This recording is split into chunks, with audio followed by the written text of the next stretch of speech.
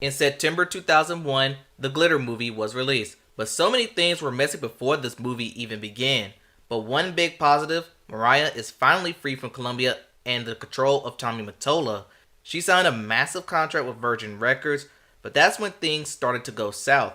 For one, there were questions about her mental health when she showed up to TRL uninvited, giving out ice cream, promoting glitter, and stripping down to a more revealing outfit. Shortly after, Mariah was hospitalized due to exhaustion and was placed under hospital care for 2 weeks. The movie and soundtrack were pushed back as a result. The movie was released shortly after the 9/11 attacks. The movie was a critical and commercial bomb because no one really wanted to do fun things after that, acts will afford.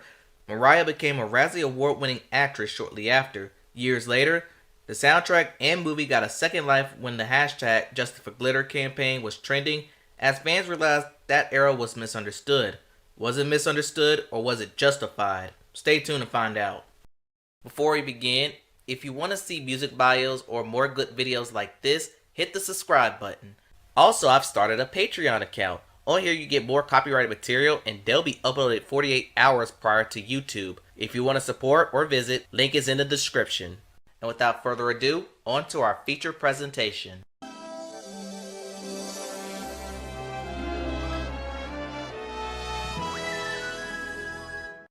Let me just say this. Ain't it funny that Columbia Pictures distribute this film internationally when Mariah left Columbia Records? I don't know if Columbia Pictures or Records have an affiliation with each other. That was just something that I pointed out. Now on to the film. We're introduced to Lily and Frank. She is a nightclub singer struggling to hold it down. About to lose her job, she tries to pull into the audience heartstrings by bringing her daughter, Billy Frank, on stage.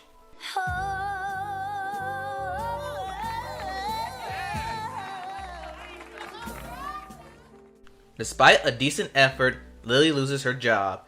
After this, the girls try to visit Billy's father, but he wants nothing to do with either one of them. One night, Lily falls asleep with a cigarette in hand, and the house gets caught on fire. Billy is sent to live in a group home. At the group home, she meets 2 girls named Louise and Roxanne, and they quickly befriend Billy. Fast forward to 1983, Billy is now a dancer at a nightclub and gets spotted by Timothy Walker, mine. He is a producer working with the artist Silk and is in search of background singers. Billy turned it down, but after Roxanne and Louise beg her to do it in order to get an easy payday, she agrees. They record for Silk, and Silk sounds like a dying animal in the booth.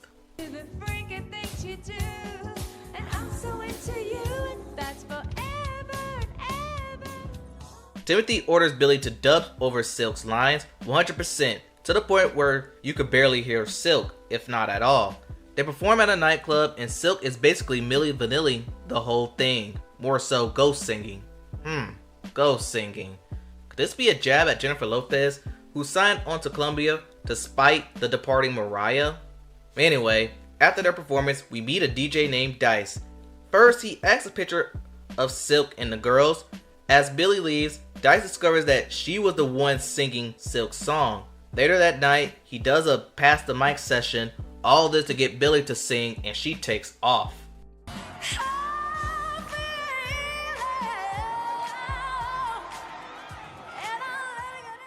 After the night ends, Dice wants to work with Billy outside of her group, but she's under the control of Timmy, and it's going to take a lot for Dice to gain control of Billy.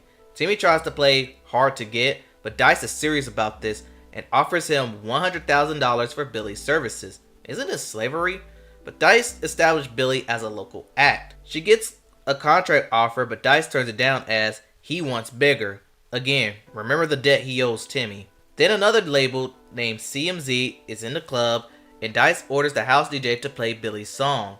The A&R likes what he hears and sets up a meeting, and the next day, they sign Billy Frank. Dice pulls up in a limo to take Billy out on a lavish dinner. What was supposed to be a victorious dinner turns into a date. After the date, he takes Billy to his apartment, and that's where she starts to fall in love with Dice, and they do the one thing that Louise told them not to do. They end up doing a song that will wind up being Billy's biggest hit and my biggest headache, Loverboy. Loverboy is on the radio, but during the video shoot, we get a taste of the harsh music industry. They want to sexualize Billy by having her scantily clad. Then they send her friends and dancers off the set. We also learn the hectic scheduling of Billy Frank. Let's get into it. Carey, at noon we have a photo shoot. I don't like to do photos anytime before noon because we want you to look fresh. Then at 3 we have an interview with Music Beat magazine. Hip cool. It was real cool. And then after that, some radio interviews, 5:36. I don't want to do anything after 6 because, you know, this drive time. Goodbye, Rex. And during the video shoot, Billy gets uncomfortable with the changes and Dice storms out with Billy. Dice runs into Timmy and he reminds him about the debt. Dice calls him out about the bad deal, but Dice is at fault for agreeing to those harsh terms. Well, when you run out, come see me. Because this was a deal and you know it. It's like that now, huh? Yeah, it's like that. Billy then gives Dice a Yamaha keyboard, and after this, Billy goes through her mom's personal belongings and she shares a personal dream that she often has about her mom. My mom is a huge TV show, right? And I'm singing this song that me and my mom used to sing together. And she's watching. And she realizes that it's me. After this, she writes a song about her mother and it turns out to be Reflections, Care Enough. This gives her motivation to go and find her mother, but it's easier said than done. Dice in the meantime is struggling with the label. They aren't feeling any of his material as he's being labeled as stock standard. The label wants more dance tunes and could care less about the personal stuff. He tells her not to worry as he's confident that her album will go platinum and the next album they'll guarantee total creative control. She then attends the USA Awards where she performs and afterwards attend an after party. She runs into a movie producer who wants to put her in a movie, and after seeing this one he'll have second thoughts. But Billy meets Raphael, played by Halle Berry's ex-husband, and he offers him to record duets together.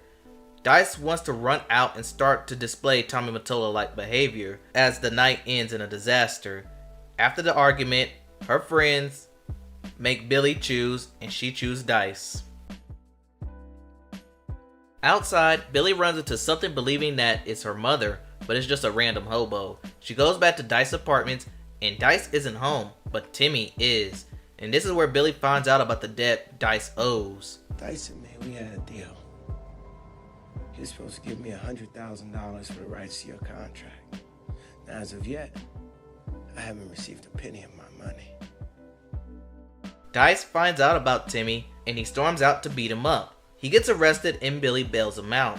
They have a discussion and Billy ends the relationship as his bad press is detrimental to her career. He makes a remark about her mother and she gives him the Will Smith treatment. High notes here and there that you were some colossal success?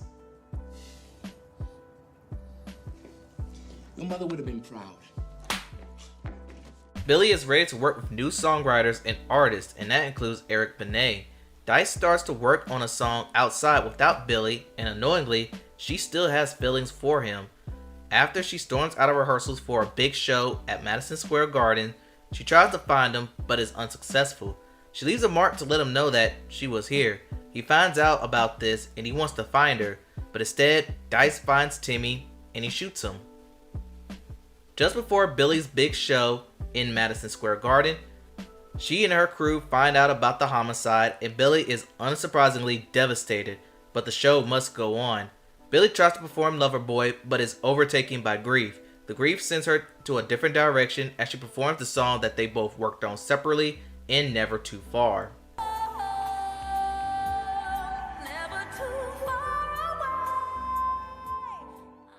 After the show, Dice left one final note for Billy that he found her long-lost mother in Maryland. Billy rides to the rural area in Maryland and reunites with her mother, and he lived happily ever after, which the same could say about her career on Virgin. This was a movie. I got to see how the music industry will try and break you, and I feel like there was some similarities on what Mariah had to go through. And there are some parts of this movie that is very cliche, with the love story with Dice that appears out of random, stereotypical villain with Terrence Howard, Maine, and there are other scenes that felt like that. I would have thoughts, but I want to talk about why this film failed. One, the release date. It came out the week after 9/11, and who wants to do fun things after the attack? Movies, entertainment was on the back of people's mind during that time. Two, Mariah's acting. This was one of the stiffest acting jobs I've ever seen. And three, I didn't get any joy from this movie, especially from a film named Glitter, even though the only semi-joy and ha-ha moment was Silk singing. This movie makes you want to feel down and bad for Billy, but in all, should I recommend this? Well, it depends on what you're looking for in a film. If you like the downer, sad, woe is me, or of the lambiguity of it all, it's fine. But for someone who isn't familiar with Mariah's arc, I'll say leave well enough alone. And that concludes the Glitter movie review. Tell me what y'all think in the comments below. Please like, comment, and subscribe to the channel. Thanks for watching, and I'll see you next time.